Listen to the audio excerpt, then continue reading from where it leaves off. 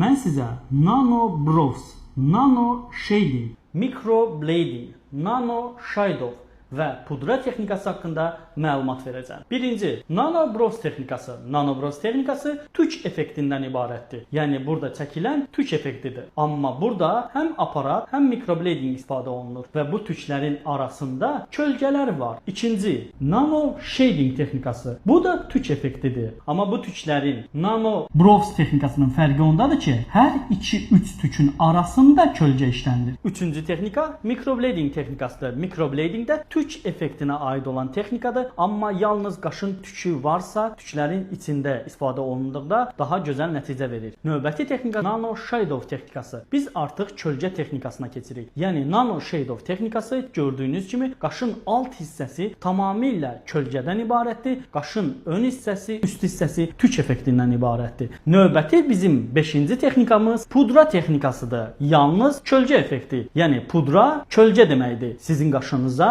qələm effekti əvəzinə kölgə verilir ki, sizin qaşınız sizin istədiyiniz kimi gün ərzində qələm kimi görsənsin. Bu texnikalardan hansını və sən bəyəndin?